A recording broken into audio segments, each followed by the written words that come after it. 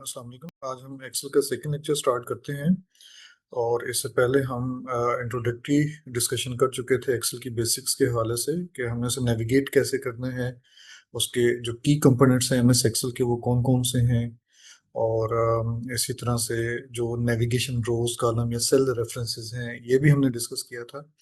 और फिर हमने कुछ बेसिक से शॉर्टकट डिस्कस किए थे कि अगर हमने एक जगह से दूसरी जगह मूव करना है एक्सेल में तो हम किन शॉर्टकट्स को यूज़ करेंगे। और इसी तरह से हमने अगर कोई डाटा एंटर किया हुआ है या एंटर करना है तो उसे एडिट कैसे करना है और उसे डिलीट कैसे करना है, इसके भी हमने डिफरेंट वेज जो है वो देखे थे।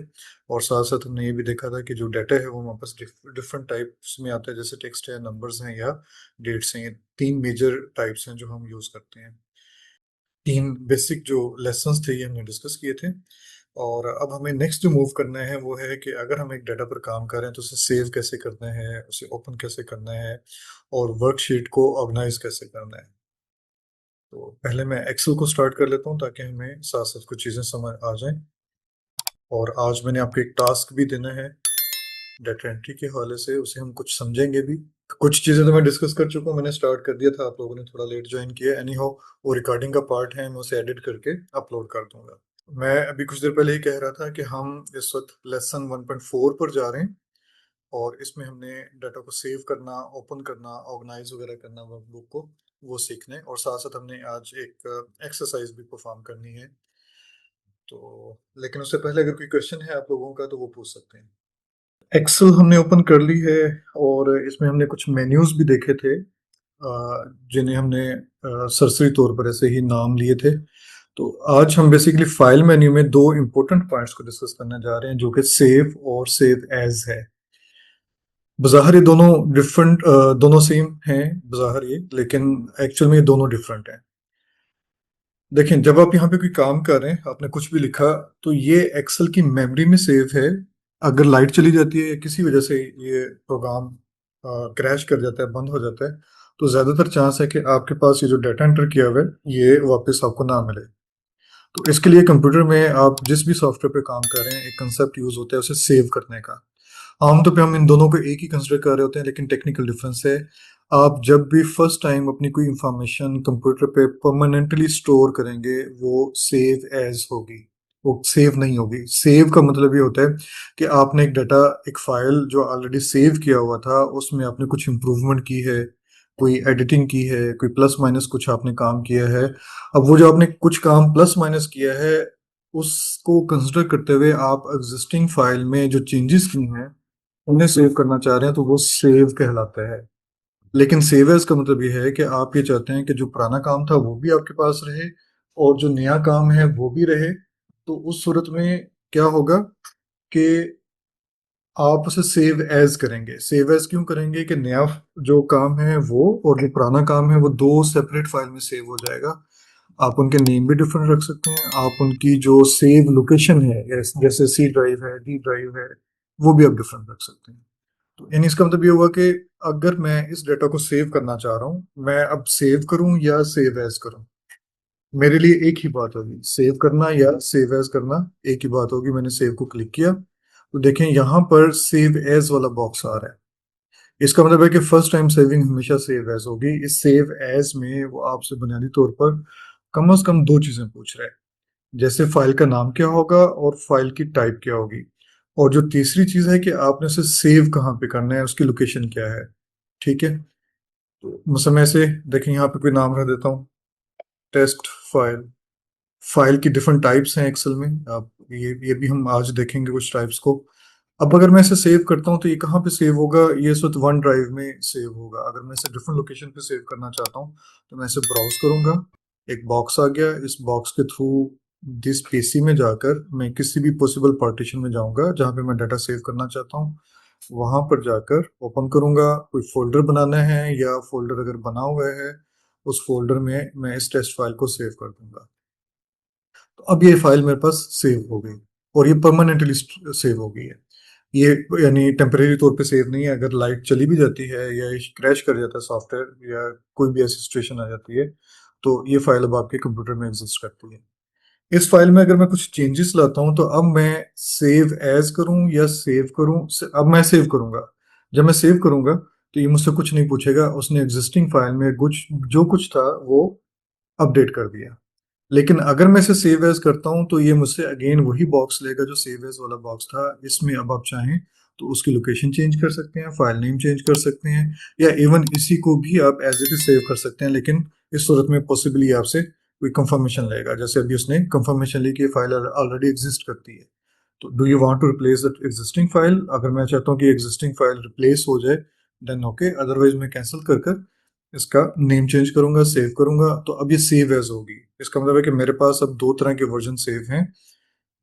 यहाँ पे देखें, एक टेस्ट फाइल के नाम से और एक टेस्ट फाइल वन के नाम से।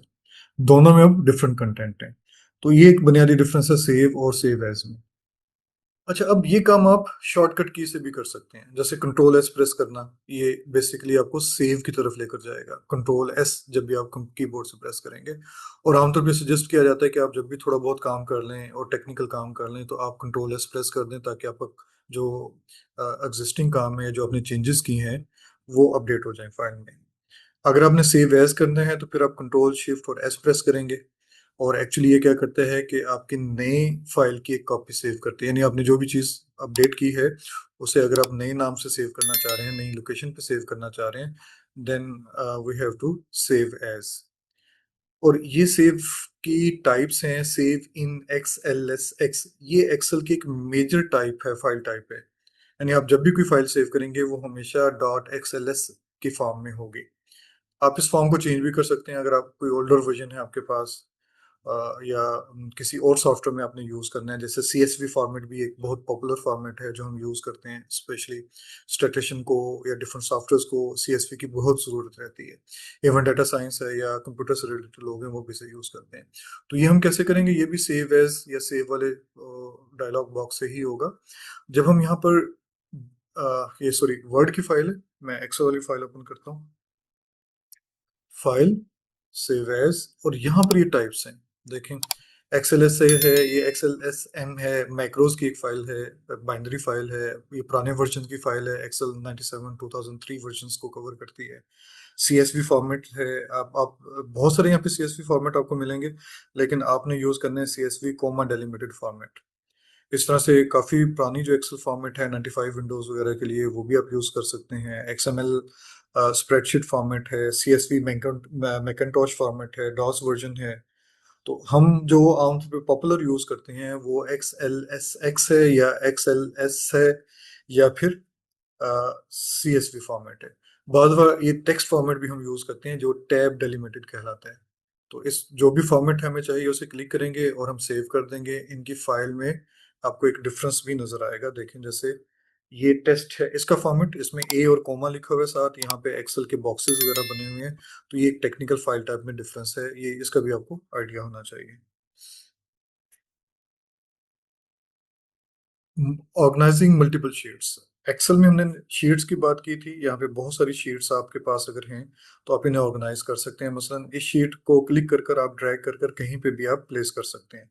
एक छोटा सा डाउनवर्ड ट्राइंगल्स आपको नजर आएगा, ये पोजीशन बता रहा है आपको कि आप अपनी शीट को कहाँ पे लाना चाह रहे हैं। अगर आपने इसका नेम चेंज करना है तो वो भी पॉसिबल है। फॉर एग्जाम्पल, मैं इसे डाटा कर देता हूँ, ठीक है, तो तब भी पॉसिबल है। मुझे अगर इसका कोई कलर चेंज करना है तो टैब कलर के नाम से डिफरेंट कलर्स हैं, आप इनके कलर चेंज कर सकते हैं। ठीक है, ये देखिए, मैं मुख्तलिफ शेड्स के कलर जो है वो चेंज कर रहा हूँ, ताकि मुझे डिफ्रेंशिएट करना आसान हो जाए या मूव करना आसान हो जाए एक शीट से दूसरी शीट पे। आपने एक शीट बनाई डाटा की आपको जो है वो डुप्लीकेट चाहिए, आप मूव और कॉपी भी कर सकते हैं। अगर आपने इसे कॉपी करने हैं तो क्रिएट कॉपी करेंगे, ओके करेंगे, तो इसकी एक डुप्लीकेट कॉपी डाटा टू के नाम से आ जाएगी। इसी तरह से अगर आपने इसे डिलीट करना है, अननेसेसरीली आपके पास आ गई है या आपने इस पे जो काम करना था वो कर लिया, आप इसे डिलीट भी कर सकते हैं। इसके अलावा भी बहुत सारी ऑप्शंस हैं वो हम यूज कर सकते हैं। आप इन्हें प्रोटेक्ट भी कर सकते हैं, यानी पासवर्ड टाइप आप इन्हें लगा सकते हैं। लेकिन फिलहाल हमारे लिए इतना इनफ है कि हम शीट्स को एक जगह से दूसरी जगह पे मूव कर लें, इनके नेम चेंज कर लें, डिलीट कर सकें या इंसर्ट कर सकें। इंसर्ट देखें, आप या तो इस प्लस साइन को क्लिक कर दें तब भी पॉसिबल है, अदरवाइज जब आप इंसर्ट करेंगे तो ये डिफरेंट टाइप्स आपके पास अवेलेबल हैं, आप इन्हें भी इंसर्ट कर सकते हैं। मतलब मुझे वर्कशीट इंसर्ट करना है, ओके कर दें तो ये शीट इंसर्ट हो जाएगी, और आप इसकी लोकेशन भी चेंज कर सकते हैं। तो ये चीजें मैंने सारी इकट्ठी डिस्कस कर ली कि उसे रीनेम करना, कलर चेंज करना, मूव, कॉपी या डिलीट करना। और हम मुख्तलिफ जो डाटा सेट्स हैं, शीट्स हैं, प्रोजेक्ट्स हैं, उनकी शीट्स भी हम यहाँ पे यूज कर सकते हैं। तो कोशिश करें जब भी आप कोई शीट लें तो उसे शीट 1 2 वगैरह की फॉर्म में ना लें। हमेशा कोशिश करें उसका कोई ऐसा मीनिंगफुल नेम रखें जिससे देखते ही आइडेंटिफाई हो जाए कि इस शीट में किस तरह का काम मौजूद है। जैसे एक शीट का आपने रॉ डाटा रख लिया, एक में आपने एनालिसिस के रिजल्ट्स रखे हुए हैं या एनालिसिस परफॉर्म किया हुआ है, और नेक्स्ट शीट में आपने फॉर एग्जांपल चार्ट्स वगैरह रखे हुए हैं। जी, एक जनरल सा टास्क है कि आप शीट 1 को रॉ सर्वे डाटा का नाम दे दें, शीट 2 बनाएं, उसे कैलकुलेशन का नाम दे दें, शीट 3 का नाम चार्ट्स रख दें। तो ये एग्जांपल मैं आपको दे चुका हूँ, होपफुली आप इसे इजीली कर लेंगे। अदरवाइज जो एक्सरसाइज वर्क है उसमें ये चीज़ें आप बड़ी इजीली ऑर्गेनाइज कर सकते हैं। फर्दर लेसन पे मूव करने से पहले कोई क्वेश्चन है तो आप पूछ सकते हैं। जी, है कोई क्वेश्चन? नहीं सर। चलें, अब है बेसिक फॉर्मेटिंग, यानी मेकिंग डाटा लुक प्रोफेशनल। आमतौर पे जब हम डाटा यहाँ पे एंटर कर रहे होते हैं तो हम उसमें डायरेक्ट फॉर्मेटिंग नहीं कर रहे होते। जैसे यहाँ पे मैंने कुछ चीज़ें लिखी लेकिन ये रफ एंड टफ सा नज़र आ रहा है। ठीक है, अगर आप इसे प्रोफेशनल वे से फॉर्मेट करना चाह रहे हैं तो फिर आपको कुछ चीज़ों का आइडिया होना चाहिए। जैसे फॉन्ट है, यानी change font type, size, bold, italic, underline वगैरह, ये चीज़ें आप इजीली यहाँ पे यूज़ कर सकते हैं, बिल्कुल ऐसे जैसे एमएस वर्ड वगैरह में काम करते हैं। आपने कलर्स चेंज करने हैं, रेड, ग्रीन, ब्लू, ब्लैक वगैरह करना है, ब्लैक तो ऑलरेडी होता है, या आपने कोई हाइलाइटिंग करनी है, वो भी इजीली पॉसिबल है। फिल कलर है, यानी पूरे सेल में बैकग्राउंड कलर फिल हो जाता है, वो भी आप कर सकते हैं। इसी तरह से बॉर्डर्स आप लगा सकते हैं। यहाँ पे आपको जो लाइंस नजर आ रही हैं, जब आप इसे प्रिंट करेंगे ये प्रिंट नहीं होंगी, ये एक ब्लैंक पेज की तरह प्रिंट होंगी जिसमें इस तरह का टेक्स्ट लिखा होगा या डाटा लिखा हुआ होगा।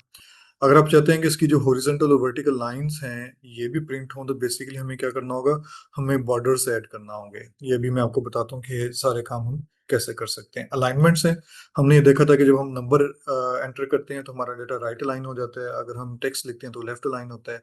तो हम अपनी मर्जी की अलाइनमेंट भी दे सकते हैं, जैसे सेंटर लाइन करना है या टेक्स्ट रैप करना है, यानी अगर टेक्स्ट एक सेल से बड़ा है, आप चाहते हैं कि वो सेकंड लाइन में आ जाए, तो हम उसकी रैपिंग भी कर सकते हैं। इस तरह से नंबर फॉर्मेट है, हमने कुछ हद तक देखा था डेट की सूरत में। आप सेल का जो टेक्स्ट है या उसका जो डाटा है उसका आप नंबर फॉर्मेट भी चेंज कर सकते हैं, जैसे परसेंटेज फॉर्मेट है, डेट फॉर्मेट है, करेंसी है, नंबर या जनरल फॉर्मेट, या इसके अलावा भी बहुत सारे फॉर्मेट हैं जो कस्टमाइज फॉर्म में हम यूज़ कर सकते हैं। ये कुछ बेसिक शॉर्टकट्स हैं, जैसे कंट्रोल बी प्रेस करना, इटालिक करना, यानी उसे थोड़ा सा तिरछा कर कर लिखना। कंट्रोल 1 का मतलब है कि फॉर्मेट सेल डायलॉग बॉक्स आपके पास आ जाएगा। Alt H B प्रेस करेंगे तो ऐड बॉर्डर्स आ जाएगा। कंट्रोल शिफ्ट और डॉलर प्रेस करेंगे तो करेंसी फॉर्मेट हो जाएगा, और अगर कंट्रोल शिफ्ट और परसेंटेज करेंगे तो परसेंटेज फॉर्मेट आ जाएगा। अच्छा, ये शॉर्टकट्स हैं, इनमें से यानी जो बेसिक शॉर्टकट आमतौर पे यूज होते हैं ये तो हम बड़ा इजीली यूज कर रहे होते हैं। बाकी आपकी यूज पर है, जैसे बॉर्डर वाला शॉर्टकट है आप यूज करना चाह रहे हैं ठीक है, अदरवाइज मेन्यूज में सारी की सारी ऑप्शंस डायरेक्टली अवेलेबल हैं। फॉर एग्जांपल यहाँ पर हम इस एरिया में मैं एक बॉर्डर लगाना चाह रहा हूँ यहाँ से यहाँ तक। तो मुझे क्या करना होगा कि मैं ऐसे क्लिक करूंगा, ये जो आपके पास 4 बॉक्स वाला एक स्केयर सा नजर आ रहा है, और इसमें डिफरेंट टाइप ऑफ बॉर्डर्स हैं। बॉर्डर बॉटम, इसमें क्या होगा, हर सेल के बॉटम पर या सिलेक्शन के बॉर्डर पर जो बॉटम साइड है वहां पर एक बॉर्डर आ जाएगा, आपको एक ब्लैक सॉलिड लाइन नजर आ रही होगी सिर्फ इसी एरिया में। इसी तरह से आप इसे क्लिक करते हैं टॉप, तो ये टॉप वाली साइड पे, इस वक्त टॉप हमें नजर नहीं आएगा क्योंकि वो बिल्कुल फर्स्ट रो के टॉप पर है। इसी तरह से लेफ्ट साइड है, फिर राइट साइड है, ये मैं वन बाय वन आपको बता रहा हूँ। अब अगर आपने सब पे ही बॉर्डर लगाना है तो उसका सबसे बेस्ट वे है कि आप ऑल बॉर्डर्स कर दें, तो हर सेल के लेफ्ट राइट टॉप बॉटम पर बॉर्डर नजर आ जाएगा, और ये सारे के सारे बॉर्डर के साथ हैं, और आपको ब्लैक में नजर आ रहे होंगे। इसके अलावा जो सारे हैं वो ग्रे कलर में नजर आ रहे होंगे, यानी जब आप प्रिंट करेंगे तो ये ग्रिड ब्लैक कलर के साथ प्रिंट होगा लेकिन ये व्हाइट में प्रिंट होगा। इसमें अगर कोई डाटा है तो वो प्रिंट होगा लेकिन उसके बॉर्डर्स प्रिंट नहीं होंगे। आपने इनमें जो कुछ लिखा है उसका कलर चेंज करना है, तो ये आपके पास फॉन्ट का जो कलर है वो आप देखें आपके सामने कलर लाइव चेंज हो रहे होंगे। मैं अगर रेड करता हूँ, या ग्रीन करता हूँ तो ये सारा कलर जो है ग्रीन हो चुका है। काफी स्मॉल से उसमें लिखा हुआ है, आपने फॉन्ट साइज बढ़ाना है। तो ये देखें फॉन्ट साइज बढ़ेगा, जैसे ही बढ़ेगा तो बॉर्डर्स जो हैं, सॉरी बॉर्डर कह रहा हूँ, सेल जो है वो ऑटो जो है अपनी एडजस्टमेंट भी करेंगे साथ साथ। आपने इनके राइटिंग स्टाइल चेंज करना है तो वो भी मुमकिन है। देखें एफ आपको चेंज होता हुआ नजर आ रहा होगा। ठीक है, तो ये आप डिफरेंट फॉन्ट जो है वो चूज कर सकते हैं अपनी चॉइस के मुताबिक। कोशिश करें ऐसा फॉन्ट चूज करें जो स्पेस भी अप्रोप्रिएट ले, जो रीडेबल भी हो, और जो देखने में अच्छा भी लगे। प्रोफेशनल टाइप जो भी आमतौर पे Arial, Time New Romans, Courier वगैरह इस तरह के फॉन्ट जो है वो ज्यादा यूज किए जाते हैं। ये कैलिब्री के नाम से ये मौजूद है। बोल्ड है, देखें थोड़ा सा आपको फॉन्ट साइज में डिफरेंस नजर आ रहा होगा। इटालिक है, अंडरलाइन है। अंडरलाइन की टाइप्स भी हैं, यानी सिंगल अंडरलाइन है और ये डबल अंडरलाइन है। तो ये भी आप कर सकते हैं, और अगर इन्हें खत्म करना है तो आप दोबारा क्लिक कर दें तो उनका ये फॉर्मेट भी खत्म हो जाएगा। ये फिल है, मतलब मैं इस सेल का फिलिंग चेंज करना चाह रहा हूँ, तो देखें अब इसका फॉन्ट कलर और है, उसके बैकग्राउंड में कलर और फिल है। ठीक है, तो ये फिलिंग भी आप कर सकते हैं। इस तरह से ये डिफरेंट अलाइनमेंट्स हैं। ये लेफ्ट अलाइनमेंट है, सेंटर अलाइनमेंट है, राइट अलाइनमेंट है, और ये बेसिकली इंडेंटेशन कहलाती है। अभी हम इसकी तरफ नहीं जाएंगे, हमारे लिए बेसिक अलाइनमेंट्स इनफ है। अच्छा, अब अगर मैं इसकी थोड़ी सी हाइट चेंज कर देता हूँ तो यहाँ पर ये देखें कि ये राइट साइड पे तो है। मैं ये चाहता हूँ कि ये राइट साइड पे हो लेकिन सेल के हॉरिजॉन्टल सेंटर टाइप पे मौजूद हो। मैं इसे क्लिक करता हूँ तो देखें ये सेल के सेंटर में आ गया, ये टॉप पर आ गया, ये बॉटम पर आ गया। तो आप सेल की टॉप, बॉटम और सेंटर लोकेशन भी सेट कर सकती हैं और अलाइनमेंट भी आप सेट कर सकते हैं। तो इस तरह की जो प्रोफेशनल लुक की अलाइनमेंट्स हैं ये आप इन बेसिक फॉर्मेटिंग से इजीली कर सकते हैं। तो नेक्स्ट हमारा मॉड्यूल चेंज हो जाएगा, तो हम यहाँ तक एंड करते हैं। जो एक्चुअल अब हमारा अब तक का जो हमने सीखा, उसमें एक टास्क है जो मैं आपको देना चाह रहा हूँ। ये आप लोग करेंगे सब मिलकर। ये एक जनरल सिनारियो है कि आप किसी आप as a junior data analyst के तौर पे काम कर रहे हैं एक कंपनी में जिसका नाम है ट्रेंड वाइब्स। ये ऑनलाइन कंपनी है, क्लॉथिंग की कंपनी है, इनका वेयर हाउस टीम है, और वो पहले वीक की जो सेल्स है उनका रिकॉर्ड जो है वो नोट करना चाह रही है। वो एक नोटबुक पे रिकॉर्ड नोट करते हैं। उनका जो मैनेजर है उन्होंने ये टास्क आपको दे दिया कि आपने ये जो डाटा बाय हैंड कलेक्ट किया था, इस डाटा को आपने एक्सेल में पुट करना है और उस पर डिफरेंट फॉर्मेटिंग वगैरह कर कर आपने अपने सीईओ को नेक्स्ट मॉर्निंग या नेक्स्ट डे चेक भी करवाना है। अब इस बेसिक से सिनेरियो का, ये बेसिकली एक तरह से डाटा कलेक्शन सिनेरियो है जिसे हम एमएस एक्सेल में कन्वर्ट करेंगे। इस बेसिक सिनेरियो का बुनियादी तौर पे मकसद ये है कि हमें जब जो डाटा हम कलेक्ट करते हैं उसके बारे में आइडिया हो जाए कि उसका बेसिक स्ट्रक्चर क्या है, उसे हम रीड कैसे करेंगे, यानी रॉ फॉर्मेट को हम डाटा को रीड कैसे करेंगे, उसकी डाटा टाइप जो है वो हम कैसे ऑब्जर्व करेंगे, और फिर हम उसकी बटरिंग कैसे करेंगे, फॉर्मेटिंग कैसे करेंगे एज ए डाटा एनालिस्ट। या दूसरे अल्फाज में हम उसे एक्सेल में कैसे लाएंगे और फिर उसकी फॉर्मेटिंग या प्रोफेशनल लुक जो है वो हम कैसे सेट करेंगे। अभी किसी नोटबुक पे डाटा नोट किया हुआ है, फॉर एग्जांपल 1 जून की डेट है, उसने डाटा नोट किया, और जो है उसने वेयर हाउस 1 का जो है वो, यानी ट्रेंड वाइब्स के नाम से ट्रेंड वाइब 1001 कोई वेयर हाउस था, उसे विजिट किया। उसमें उसने 3 टी शर्ट्स देखी और उनकी प्राइस जो है वो गालबन ये थी, और शिपमेंट स्टेटस उसका डिस्कस किया कि वो शिपमेंट स्टेटस क्या है। ऐसे ही सेकंड वेयर हाउस है, थर्ड वेयर हाउस है, सॉरी ये डेट है, इसकी डेट फॉर एग्जांपल यही डेट होगी या विदाउट डेट होगा, ये नेक्स्ट डेट है या उससे नेक्स्ट डेट है। ये कुछ मैंने एडिशनल इंफॉर्मेशन दी है कि हमने बेसिकली ये जो नोट की हुई थी इंफॉर्मेशन, जो कि एक प्रोफेशनल वे से नोट नहीं हुई हुई थी, इससे हमने एज ए डाटा एनालिस्ट किस तरह से नोट करना है। तो हमें इसमें पहले आइडेंटिफाई करना होगा कि हमारे वेरिएबल कौन से होंगे, यानी हमारे कॉलम्स में हमने क्या कुछ लिखना है। फिर हमने डेट्स को स्टैंडर्डाइज करना होगा, जैसे यहाँ पे जून 3 लिखा हुआ है, यहाँ पे किसी और तरह से डेट लिखी हुई है, यहाँ पे डेट है ही नहीं, यहाँ पे भी डेट किसी और फॉर्मेट में है। तो हम अपनी जो डाटा है या डेट्स हैं उन्हें स्टैंडर्डाइज करेंगे। इस तरह से प्रोडक्ट्स के जो नेम है वो स्टैंडर्डाइज करेंगे। कहीं पे टी शर्ट लिखा हुआ है, कहीं पे साथ ही लिखा हुआ है, कहीं पे डैश के साथ लिखा हुआ है। ये स्टैंडर्डाइजेशन भी हमारे लिए जरूरी है। इस तरह से कहीं पे यस है, कहीं पे डन है, कहीं पे सेंट लिखा हुआ होगा। ये जो शिपमेंट का स्टेटस है ये भी हम मॉडिफाई करेंगे। ठीक है, जैसे यहाँ पे टिक किया हुआ सेंट के हवाले से, और फिर हम डाटा को प्रॉपर वे से एंटर करना शुरू कर देंगे। तो यहाँ पर मैंने उस डाटा को एंटर किया हुआ है जिसे मैंने फेज 1 के नाम से दिया हुआ है, रॉ डाटा एंट्री। आपने डायरेक्ट यहाँ पे नहीं आना। आपने पहले से समझना है कि सेंट और टिक साइन का क्या मतलब है, नॉट शिप्ड यट का क्या मतलब है, शिप यस का क्या मतलब है। ठीक है, ये हुडी यहाँ पे है, इधर टी शर्ट है, तो इन चीजों से क्या मुराद है। सोचने के बाद आपने यहाँ पर आना है और आप देखेंगे कुछ पॉसिबिलिटी आपको नजर आएंगी कि ऑर्डर की टाइप क्या है। तो ऑर्डर टाइप या वेयर हाउस नंबर, वैसे वो ऑर्डर टाइप ही था, मैं उसे वेयर हाउस पढ़ रहा था, तो ऑर्डर टाइप या order ID, sorry order type कह रहा हूँ, ऑर्डर आईडी आपने नोट करना है कि ऑर्डर नंबर 1 2 3 एंड 4, यानी trend value warehouse number 1 for example, और ये उसका ऑर्डर नंबर 1, ये वेयर हाउस 1 है और ये उसका ऑर्डर नंबर 2 3 एंड 4। और वो जो हम 1 जून या जून 3 वगैरह देख रहे थे, इसका मतलब है कि वो हमारे पास डेट्स थी। ये डेट अभी स्टैंडर्डाइज फॉर्मेट में नहीं है, लेकिन हमने रॉ फॉर्म में डाटा को नोट कर लिया कि ये डेट कॉल हुई है 2026 की। कैटेगरी हमने टी शर्ट भी देखा, हुडीज भी देखा, जीन्स भी देखा, तो हमने उसे एक कॉलम ही बना लिया कि बेसिकली वो प्रोडक्ट की टाइप पे शो कर रहा है। और साथ हमने ये भी नोट कर लिया कि ये टेक्स्ट फॉर्मेट है। आईडी भी टेक्स्ट फॉर्मेट था, ये भी टेक्स्ट फॉर्मेट है, लेकिन ऑर्डर डेट जो है एक्चुअली ये डेट फॉर्मेट में होगा। ठीक है, ये हमारा रॉ फॉर्मेट है। क्वांटिटी, क्वांटिटी का मतलब होगा कि कितना ऑर्डर हुआ, कितने आइटम्स जो ऑर्डर किए गए ऑर्डर नंबर 1 में, 2 में, 3 में, उनकी प्राइस क्या है, पर यूनिट प्राइस क्या है, न्यूमेरिक फॉर्मेट में होगा। इस तरह से वो शिप हुई या नहीं हुई, बुलियन फॉर्मेट है, यस नो में, या टेक्स्ट फॉर्मेट में है। ये बेसिक डाटा स्ट्रक्चर है जो हमें लाजमी तौर पे पता होना चाहिए, आइडिया होना चाहिए। अगर हम इस तरह से क्रिटिकली नहीं सोचेंगे तो फिर हमें, हमारी लर्निंग काफी स्लो भी होगी, हम बहुत सारी चीजें समझ भी नहीं सकेंगे।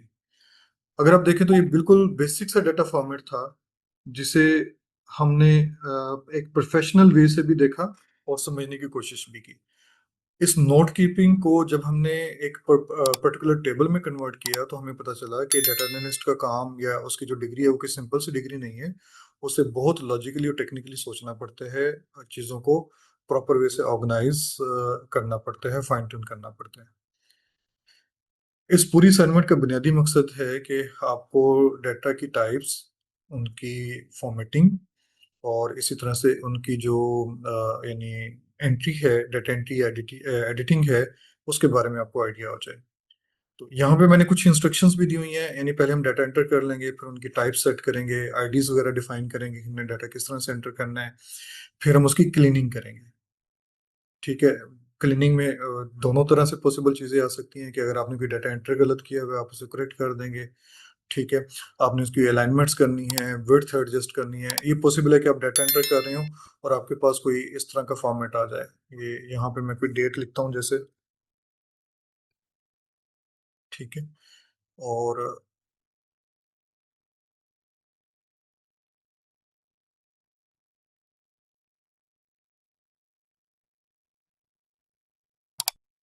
इससे हम यहाँ पे ट्राई करते हैं। बस सिचुएशन में हमारे पास क्या होता है कि इस तरह का फॉर्मेट आ जाता है। इसका मतलब है डेटा एंट्री का इशू नहीं है, बल्कि कॉलम की विड्थ का इशू है।